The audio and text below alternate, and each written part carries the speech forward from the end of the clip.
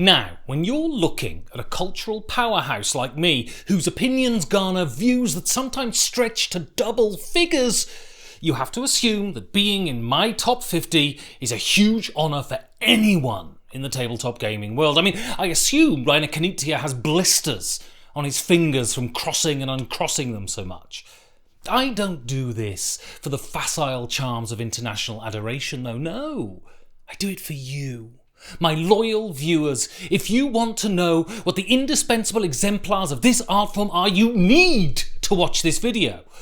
Or the other several thousand that are exactly like it across the internet. Frankly, all of us are just thirstily begging for the smallest slice of your attention to give us some sort of vague justification for what we do. So if you would give me a thumb, you would be performing an act of charity for someone whose ego was dismantled a long time ago. No, honestly, I'll come over and clean your bog for a comment.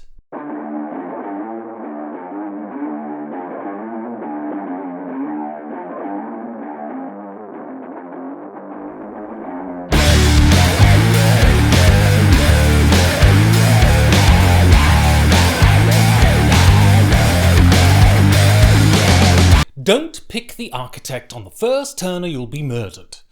This is Bruno Faiduti's most complete game. It manages to smash a set collection resource management game into a role-based free-for-all, and all of the creation that comes out of the other end is wonderful. The way that the roles bounce off each other and spiral off into a meta around the table is masterful. This game has elements of party and sober tableau builder, and neither of these elements seem out of place. Citadels is 23 years old at this point and was around long before I got into gaming, and yet it feels so fresh and exciting. It's always a hit when I introduce it to players because it feels like nothing else they've played. It's mean and thinky. It leverages the best from Eurogames and throws in some classic Faiduti chaos. It's a party game and a serious tactical undertaking. Citadels is truly the mullet of board games, and maybe the closest to a must-own on this list.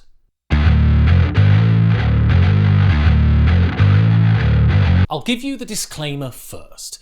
I did the voice for the app on this one, so my views on this particular game may have to be taken with a tiny pinch of salt. Also, I have a soft spot for the designer of this one, T.C. Petty III. He was the first game designer I ever interviewed, and because I enjoyed it so much, I thought I'd carry on, so he's partly the reason I'm here demeaning myself today.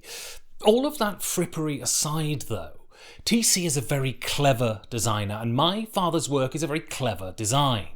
Like many of the great designers, he takes established tropes and elevates them into something that feels wholly removed from the basic cloth from which they were woven.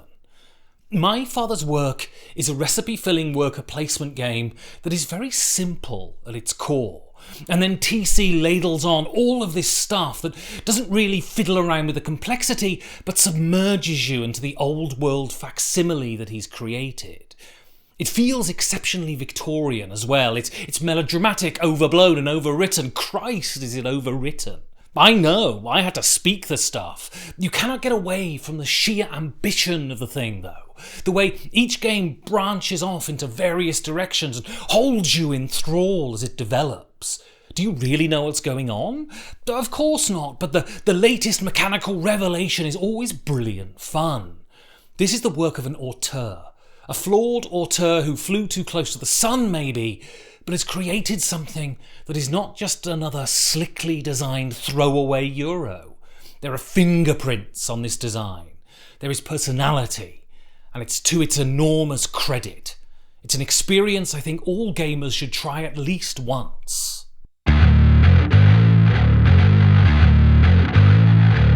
They've been such a part of my life, trick-taking games. Sat under kitchen tables as a child, listening to unfathomable conversations, blue smoke ringing the light bulb. Sat at the same table a few days later, aping the actions of the adults I knew, whilst dealing out a 7-card hand of whist. I'm old enough to remember times when people got together to play these games. These weren't people who were into a hobby though, they didn't think of themselves as gamers. It was just a way to get friends and family around a table and to spend time together.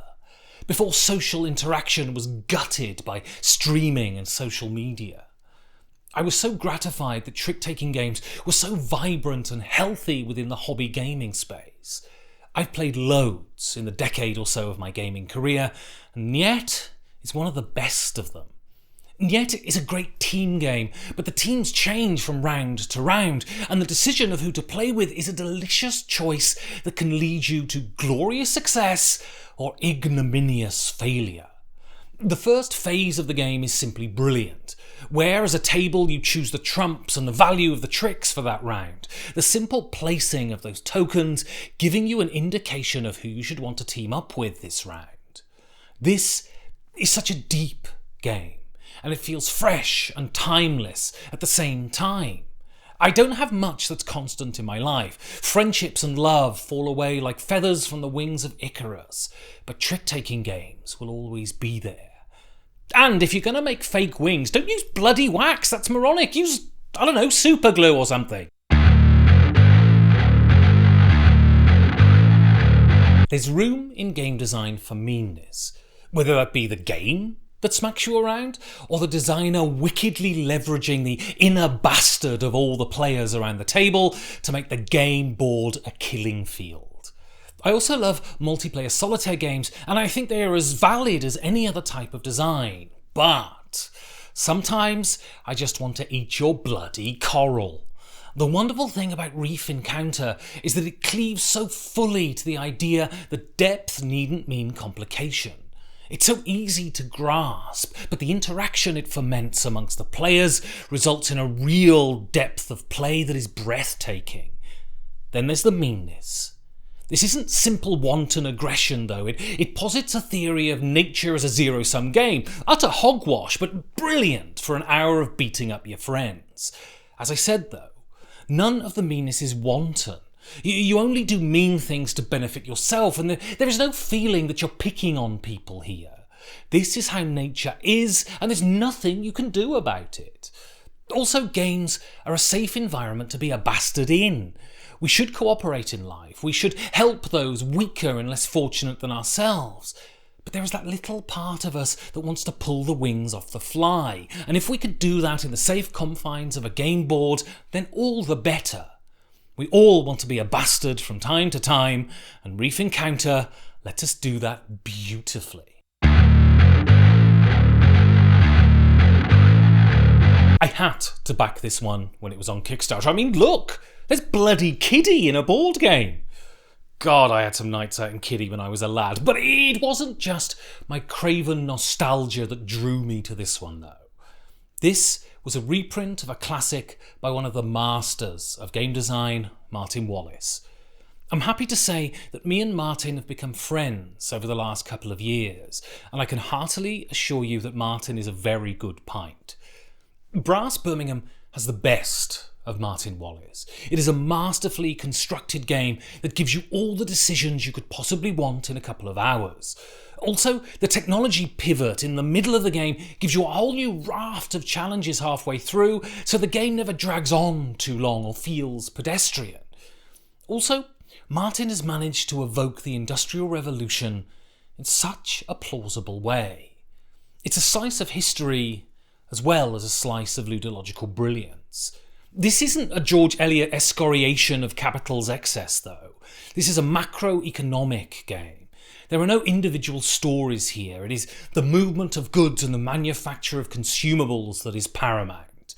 Brass Birmingham teaches you about the importance of movement, and it does that brilliantly. That's not to say there's no humanity here at all.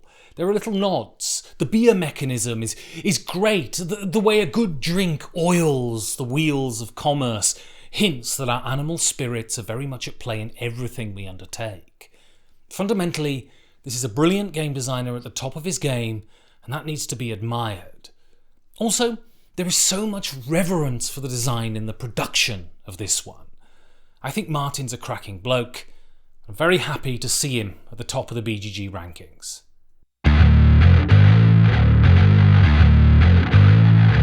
This is a gentle game, a placid game, a game of contemplation, and a game of serene joy. I fucking love Carcassonne. Of the big three, Catan, Ticket to Ride and Carcassonne, this is by far my favourite. The design is just so clean and calming.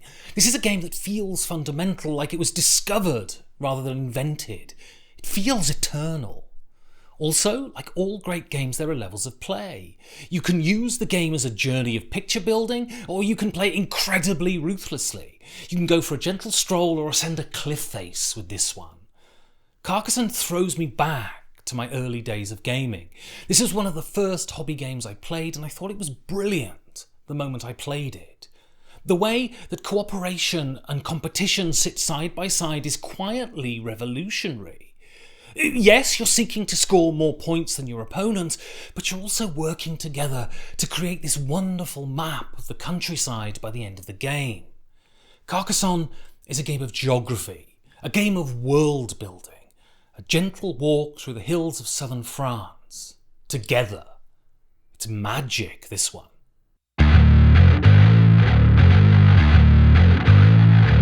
Abbott and Costello, peanut butter and jam, Kramer and Kiesling.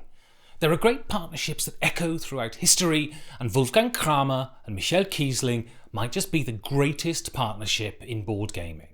They are the beautiful minds behind Java, Mexica, Tikal, and the wildly popular palaces of Carrara.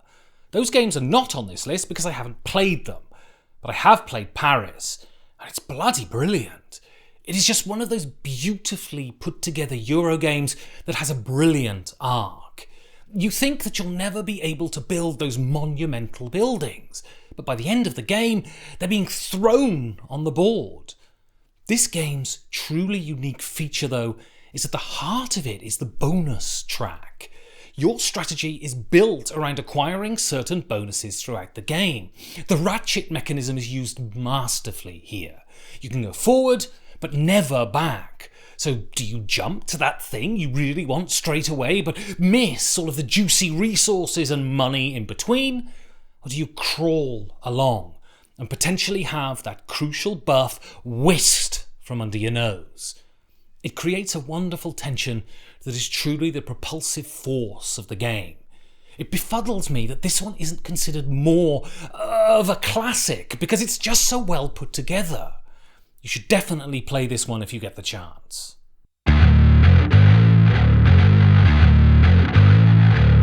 Of all the people I've yet to interview on my podcast, Wolfgang Kramer is the one at the top of my list. But, as he's already turned me down, it's highly unlikely I'll ever have him on. The link for my podcast is in the description, by the way. He's a true legend of this industry, and El Grande is his grand bequeathal to the ludological arts. El Grande is the game that invented area control and still stands as one of the best examples of it to this day. The central idea of having more blokes in a territory and scoring more points is very intuitive, but it's in the cards that the magic lies. These get revealed as the game progresses and allow you to manipulate the board in a myriad of ways. Many people bristle at cards with text, but I think the way that they introduce complexity throughout the play of the game is brilliant. I like the idea that the complexion of the game changes as the game progresses, that everything isn't just laid out at the top and it's just a matter of who can program their turns the best from the beginning who wins. There are sharp turns in El Grande. There is incident in El Grande. There's a whole lot of fun in El Grande.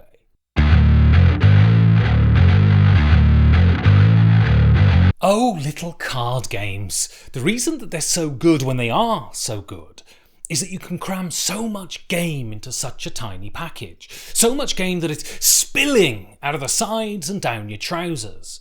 Arboretum does this. You draw a card, play a card, and discard a card on your turn, and from that, a forest grows. The way your hand interacts with the cards that you've played is brilliant. The way that there are separate discard piles and you can have cards snaffled from you is brilliant. It leaves you permanently on your guard. The thing that really makes this shine, though, is that only one player will be able to score each suit, and so it leaves you focused on making sure you're the one who wins that honour. This is not a nature game that holds the player's hands. This is a nature game that pits you against your opponents and leaves you shooting accusing glances around the table, and all of this from one deck of cards. Bloody hell, that's brilliant.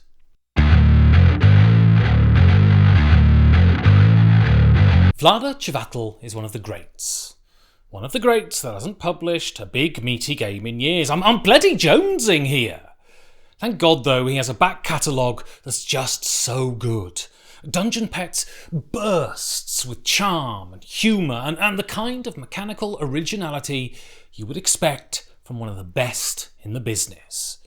Ostensibly a worker placement game, it feels like so much more. The way you are compelled to care for the pets in your charge is a knotty problem and a charming thematic exercise. The theme here is in every stall you visit and every hunk of meat you feed to your charges. It is also a fantasy world that riffs off classic tropes but manages to feel unique and wholly its own. Also, there is a strand of irreverent dark humour here. The game is much more Pratchett than Tolkien, and it's all the better for it. At its heart, though, it's a brilliantly designed Eurogame and a great entry into the world of Vlada Chvátil. I would really recommend you play this one. It's so good.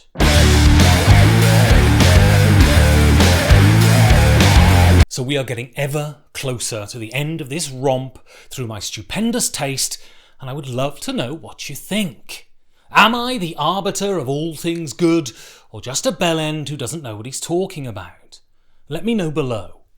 Also, you could sub and leave a thumb, and if you really like what I'm doing and would like to see more of it, you could back my Patreon. There's loads of bonus content, and it's all of the highest quality. I promise. Now, I'm off to get some fresh air before I bloody suffocate.